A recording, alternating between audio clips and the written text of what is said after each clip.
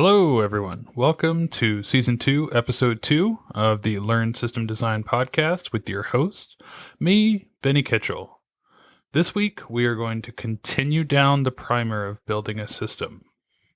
These episodes are geared a little more towards the system design interview that you'll find at most tech companies, especially if you're going into a more senior candidate role. But I also just want to make clear that these are the exact same steps and considerations that I try to take into account when designing a new system, whether that's a fresh product or something from the ground up. If you haven't yet, I definitely recommend listening to the last episode, that's episode number 8, before listening to this one, as we will be talking a lot retrospectively about the functional and non-functional requirements, not just in this episode, but the next couple of episodes, because all of these topics are so tightly coupled together. They're very important, and they sort of reinforce what you're doing and why you're doing it. It's just important to build that strong foundation. So without further ado, let's get into this week's topic.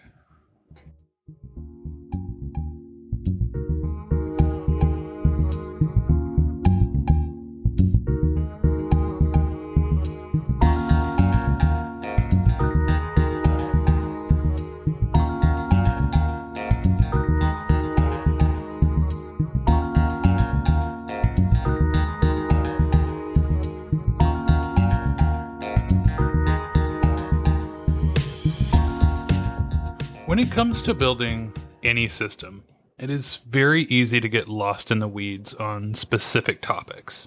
And in my personal opinion, today's topic is not only the easiest to get caught in, but it's also the easiest to just completely wreck an interview.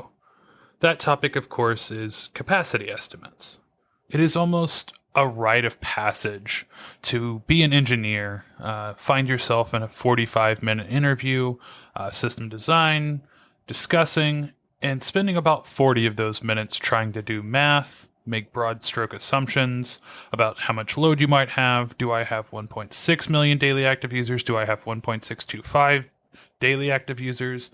These sorts of things. And it's nothing to be ashamed of. That's a part of this interview, and it's a part of the process to learn how to actually handle these sorts of ideas and what it actually means to scale. But honestly, here's the little secret that I've learned. The answer to how many people are going to be using the product or how much data throughput do you need to handle, it's always going to be a lot. Not 1.265, not 1.5. It's just going to be a giant number that is very giant and doesn't actually help you that much. Because here's the catch. It doesn't really matter, because the answer will always be the giant number that makes you feel like you need to focus on it. And instead of taking all your time focusing on the arithmetic, today I'm going to teach you how to focus on how to take into consideration the size, but in a more streamlined fashion so that you don't get caught up on it. Let's think about writing an algorithm, for instance. Something you've probably done a lot, whether it's in school, at work, or in an interview. When you do that, you don't try to estimate the number of people that are going to be using your system. You don't try and estimate how many times a certain piece of data will go through a loop or what have you. You think about the worst case scenario. You call that number relative n. For example, this loop will take big O of n in time complexity, right?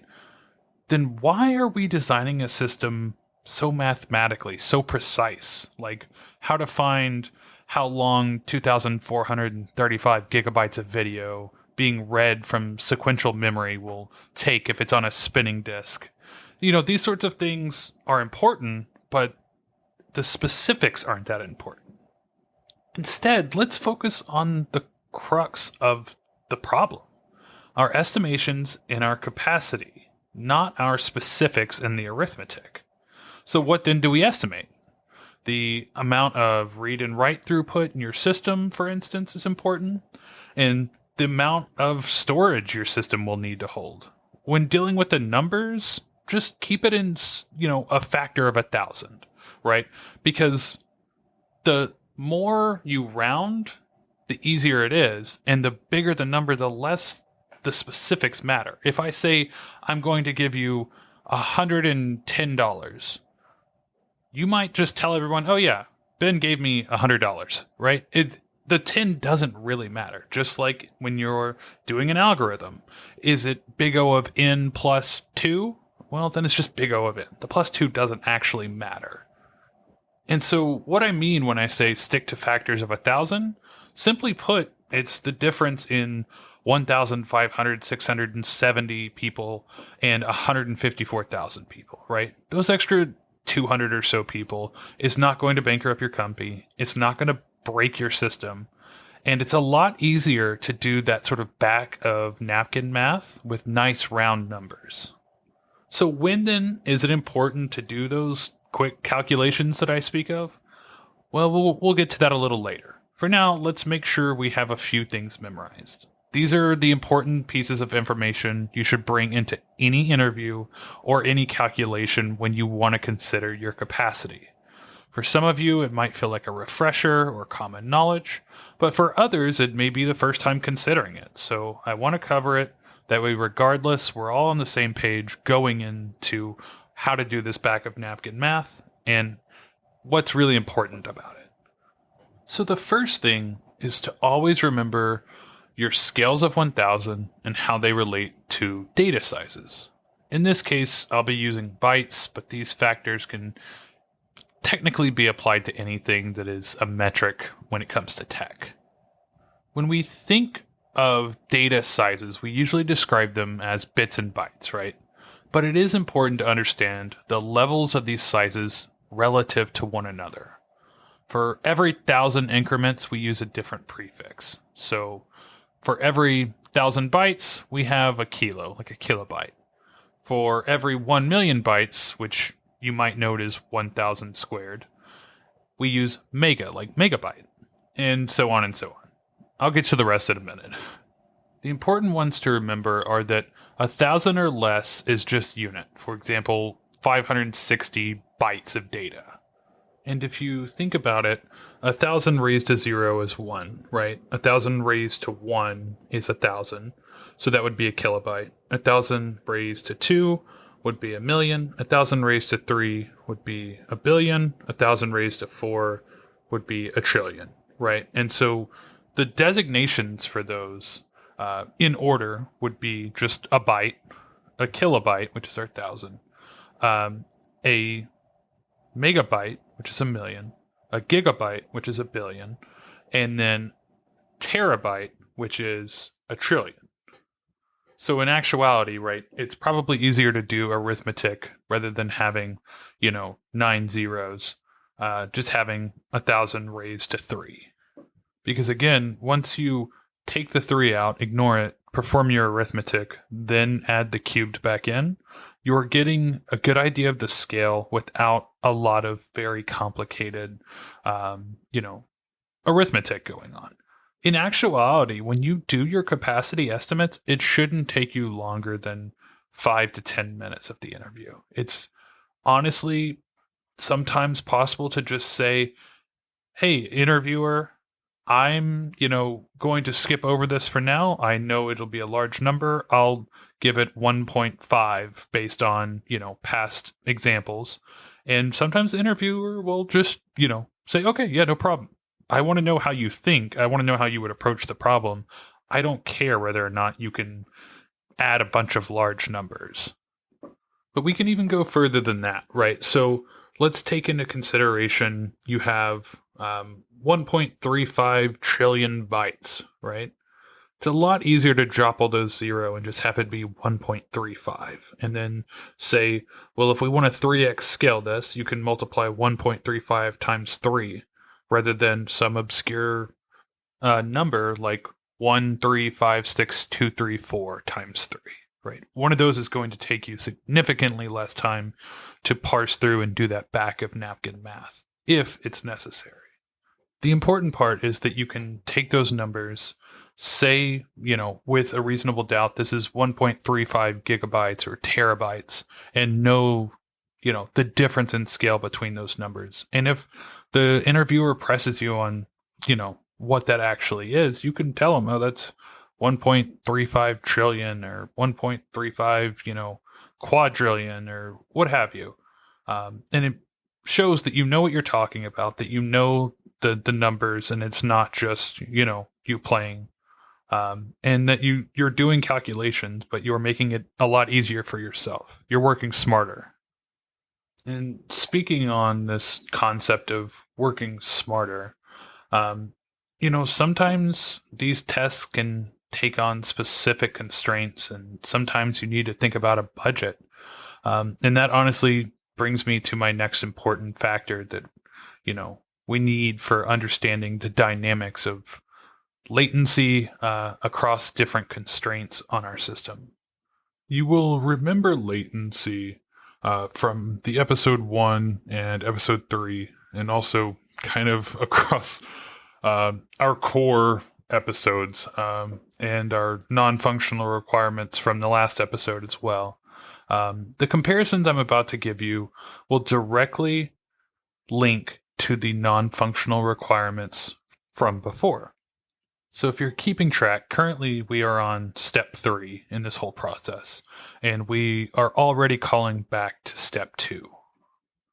By considering the latency and making callouts about specific hardware, you're already checking this non-functional requirement off the list. So let's talk about the hard numbers, right? To read 1 megabyte from memory, the entire process will take around a quarter of a millisecond, which is pretty fast. But as you may or may not know, memory is temporary, so you can't just hold everything in it. You need some sort of long-term storage. And so the next fastest thing for our process are solid-state drives. And to fetch the exact same amount of data, 1 megabyte, for an SSD that you just fetched from memory, if you remember, which was quarter of a millisecond, it's actually a 4x slowdown. Yeah, that's right. So fetching 1 megabyte of data from an SSD actually takes an entire millisecond. But of course, solid state drives are more expensive than a more traditional spinning disk drive. How much more expensive? Well, if we talked not that long ago, it would have been $40 per gigabyte to 5 cents per gigabyte. But thanks to innovation and beautifully minded, wonderful people, today it's more along the lines of $2 per gigabyte to 5 cents per gigabyte, which again may not seem like a lot, but when you get into petabytes worth of data, it means a big, big bill. Why then do most engineers design with SSDs in mind when we don't have these specific constraints? Because fetching 1 megabyte of data from a spinning disk hard drive takes a whopping 20 milliseconds. 20 times slower than an SSD, 80 times slower than fetching it from memory. Hard disks still have their place though. Their continued use in the ability to utilize them as cold storage. If your data is not being accessed a lot, or it's not super important that it comes up immediately, maybe you can load it in the background, storing data on spinning disks is perfectly fine, often encouraged to save some money. Honestly, one clever way I have seen cold storage in this way implemented is with user data, which, might seem a little strange. But follow me. Think about like a video game that's gone viral. Everyone is playing it on day one and they're super excited and everyone's logging in constantly. They've created their login, modified their character, and it's been a month and they're over it. Some people might stick around, and when they log in, they want that process to be quick. You want to get them in game as quickly as possible. Again, see the Amazon reference from episode 1 and how fast you lose money when things are slow. But if you're someone who hasn't logged on in a while, maybe over a year, then you're a little more patient with logging in. You have no point of reference for how long it should take to be logged in. And, it's sort of, you have a little bit more flexibility in that sense. And so what you can do is on the back end, you can have like a cron job that checks for the last login time for a user. And if it's been over, say, a month, move that user data from the SSD database to the hard drive database. If for whatever reason they log back on, you just move that data back to the SSD. And if they never log on again, no worries. You aren't being charged a ton of money to store it, and the data is always there. The next piece of information I want you to sort of memorize is the rough size of data in a storage capacity. Have you ever thought about how much space the things you interact with on a daily basis take up? Let's talk about like a company like Netflix. They get roughly 100 million videos streamed a day. That in itself is a gigantic number, even if you're just talking about pictures. But, Netflix, of course, works with video. And the rough size of a 2-hour movie, on average, is about 1 to 2 gigabytes. And that's not 4K. If we're talking about 4K high-res movies, we're looking somewhere in 10 to 20 gigabytes apiece. And again, as we talked about before, the number here doesn't technically matter. Netflix simply deals with a lot of data. So having these rough estimates are handy when trying to think intelligently about the amount of data you're dealing with. So if a 2-hour movie is 1 to 2 gigabytes, if you think about like a small book worth of text or a high-res photo, you're looking more around like a megabyte. Whereas like a medium resolution photo, you can get as small as like 100 kilobytes. So it's safe to say if you're building something like Netflix versus building something like Instagram, for instance, you're going to approach it in a different way. And for our final piece of information that I want you to remember, I want to talk about the rough sizes of the company's operations. This is to help you memorize the scale at which you'll need to think about the data being processed, that sort of throughput. For instance, designing a system that will handle the same load as like a social media network. You're looking around 1 billion daily active users.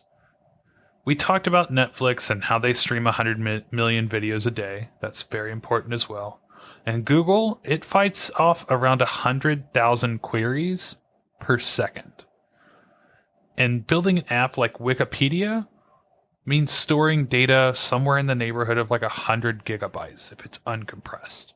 So try to remember these numbers so that if you go into an interview and they say design Netflix or design Wikipedia, design Google, these very common questions that you get, you can sort of already know, okay, I know not only how much, I'm going to need to handle like a billion daily active users, but also, 1 billion daily active users that will be uploading, possibly a megabyte's worth of photos, but also they're going to be reading a megabyte's worth of photos or, more. If they have a feed, you're going to be having a lot of their friends, and each one of those friends has a 1 megabyte photo. And so now you're sending, 1 billion daily active users photos times, the number of friends they might have on average. But again, these sort of quick maths, right? It's a lot easier to say, well, 1 billion. Okay, well, that's just one. And so if it's 1 megabyte, okay, then roughly 1 megabyte times 1 billion people, we're looking in the neighborhood of a terabyte worth of data, flooding through our system. And okay, now then, is it a read system or is it a write system? Well, more people are doing reading on Instagram and looking at pictures than they are uploading. So, okay, I need to focus on making sure I can handle that throughput of having a terabyte worth of data going out a day and being read from my system. And so finally, I want to give you a reminder about the common mistakes to avoid, how to approach this step when designing a system. If you're taking an interview, you might be able to brush past this step a bit, as I said, saying something like, the system will share similarities to Netflix, so I want to consider around 100 million videos at 2 gigabytes apiece. Sometimes that's enough for the interview, but they might push for a little extra math, and you want to give it some thought and do those calculations like I just did with like a social media, like an Instagram. But avoid trying to calculate like how many hard drives it will take to hold it, or getting too low levels with the numbers and getting too specific with the numbers you're using. On the other hand, If you are designing a system in a real world scenario, your capacity considerations are important. You should consider the cost of hardware. You should consider the price of hardware. You should consider using an SSD versus an HDD or both. Sometimes using a spinning disk drive is a lot cheaper. Sometimes it's easier to host your own servers than to use the cloud. Sometimes it's a lot more expensive. It just depends on your situation. Regardless, remember to focus on the crux of the problem.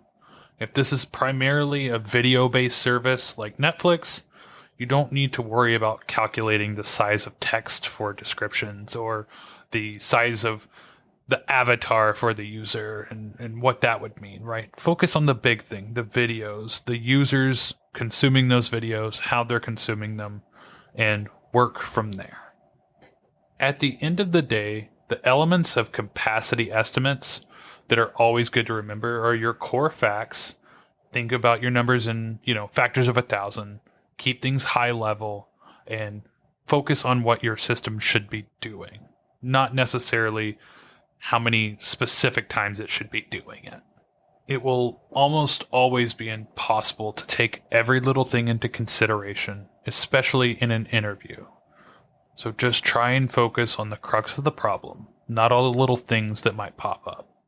It is perfectly fine to make small mistakes. No one is judging you on your ability to multiply a couple of numbers together. Instead, I want to know that you have a good idea of scale and a rough size of the data that's being implemented, and that you can take that into consideration. From there, we can start talking about how to scale the system, how to work with it, etc., etc. Next episode, we're going to be focused on steps 4 and 5. We'll be talking about DB and API design. These are very important things. It helps you flesh out your models and help understand what an API will look like, and that you know how the data will be flowing through your system. I want to give a special thank you for everyone that reached out, of course. Antonio Lettieri, you had a great call out on our load balancers episode, which I greatly appreciate. Gamesply and BeerX, you guys have been killing it on the Discord, just making everyone feel welcome, and I greatly appreciate that. We also got a couple pieces of fan mail. Unfortunately, I can't reply, and I can't see your name. So to the wonderful person in Del Mar, California, and the other wonderful person in the United Kingdom, thank you so much for the feedback, and thank you for the fan mail. And if you want to have a more specific shout out, feel free to send me an email. And finally, the biggest thank yous to everyone on the Patreon. Jake Mooney, Charles Gonzalez, Eduardo Muth Martinez, Joao Zorez, Adrian Kurik, Gabriel, Jesper Klotzel, Nathaniel Sutton, Florian Breiter, and Clavi Ness. Thank you so much for everything, for supporting us on Patreon. Later this month, I'm hoping to release a special episode just for everyone on Patreon. You guys are still getting the episodes a week early, but I also want to do a special episode just for you, focusing on authentication. We did have a couple people vote on the poll asking for an authentication episode, so I want to do that special episode, and eventually I will release it on the main channel, but it might not be for a month or so. So they're getting a special thing over there, so very much appreciated to all of you. I will also be posting a new poll very soon on Patreon, probably around the time this goes out, asking for what specific interviews you guys want me to start tackling. This has all just been a primer, but I actually want to talk about specific interviews, how I would approach them, do some research on the best ways to approach them, and sort of flesh that out for you guys. So definitely please go to the Patreon, become a supporter if you have the means. If you just enjoy listening, it would mean the world to me if you just provided some feedback and, send an email, tell a friend, anything like that. It all means the world to me. So I very much appreciate it. If you would like to suggest specific topics that you want me to jump on, feel free to drop me an email at learnsystemdesignpod@gmail.com. Remember to include your name if you'd like a shout out. If you would like to help support the podcast, help me pay my bills, again, please jump over to our Patreon, consider becoming a member. All podcasts are inspired by Crystal Rose. All music written and performed by the wonderful Aimless Orbiter. You can check out more of his music at soundcloud.com/aimlessorbitermusic. And with all that being said, this has been